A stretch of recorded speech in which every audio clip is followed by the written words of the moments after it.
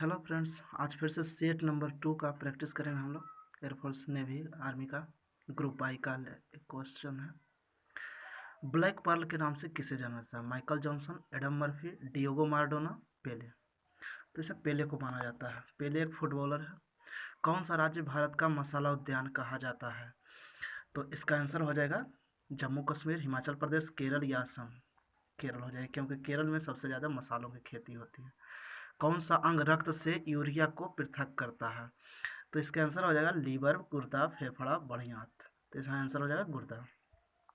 विश्व जनसंख्या दिवस कब मनाया जाता है? तो यह 11 जुलाई को मनाया जाता है। तो कंठस्थ याद था। विक्टोरिया जलप्रपात किस नदी पर बनाया गया है? यह जो है जैम्बेजी नदी पर बनाया गया है। फुटबॉल खेल का जन्मस्थली किसे माना जाता है? यह इंग्लैंड को माना जाता है। और क्रिकेट का भी किसे माना जाता है? इंग्लैंड को माना जाता है। नमक का दरोगा नामक पुस्तक के लेखक बिमल मिश्र, प्रेमचंद, नामवर सिंह, रामरेश्वरीपुरे। इसका आंसर हो जाएगा प्रेमचंद। टाइगर वुड्स का संबंध किस खेल से? टाइगर वुड्स जो है गोल्फ के स्टार हैं। गोल्फ। भारतीय राष्ट्रीय कांग्रेस की पहली महिला अध्यक्ष यह एनी बेसेंट थी।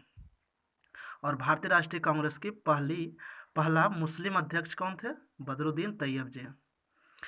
लाइपेज निम्नलिखित में किसे पचाता है? तो यह वसा को पचाता है। टिस्को की स्थापना किस वर्ष हुई? यह 1907 ईस्वी में हुई। कंप्यूटर का सबसे प्रारंभिक रूप क्या है? कैलकुलेटर, गिनतारा, सूर्य घड़ी या फैक्स मशीन।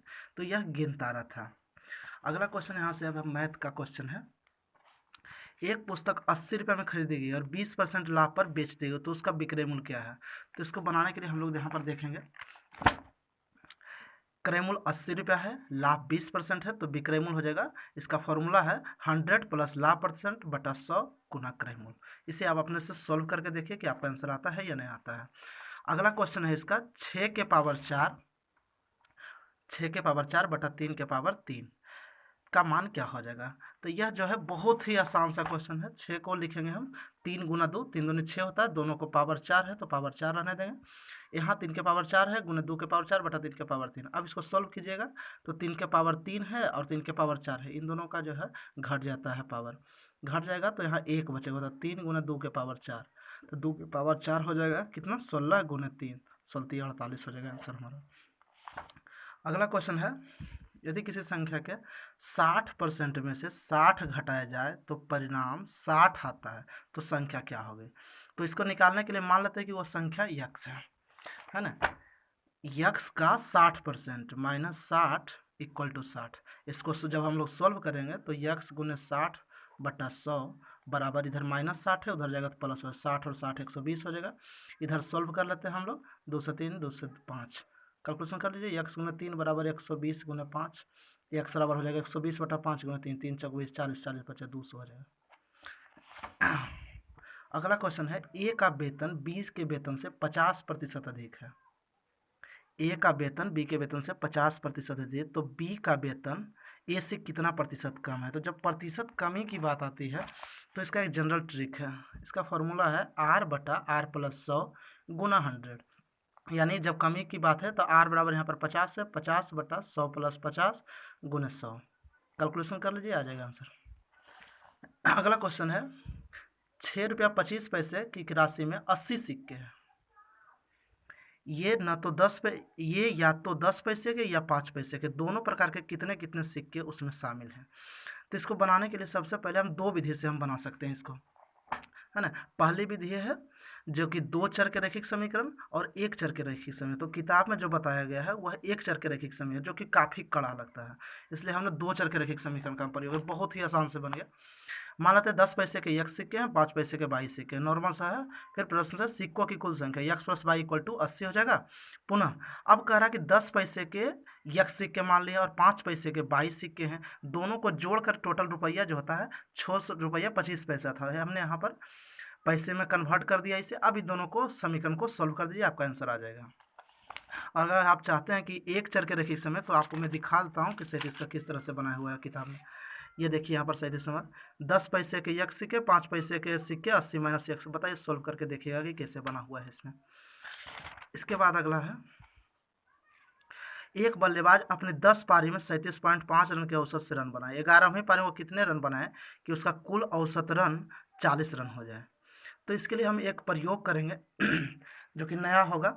सबसे पहले आसानी से 11 पारी होगा, 11 पारी है और उसमें 40 का औसत है, तो 11 गुना 40 करते हैं, टोटल रन हो जाएगा, माइनस 10 गुना 37.5 करते हैं, तो 11वीं पारी का रन निकल के आराम से चल जाएगा। यहाँ पर इस तरह से आप सोल्व कर सकते हैं।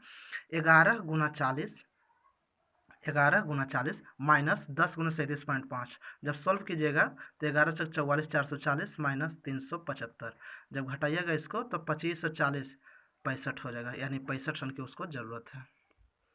ठीक है, अगला क्वेश्चन है, यदि किसी त्रिभुज की भुजाओं की लंबाई 5 मीटर, 12 मीटर, 13 मीटर, तो त्रिभुज का क्षेत्रफल क्या होगा।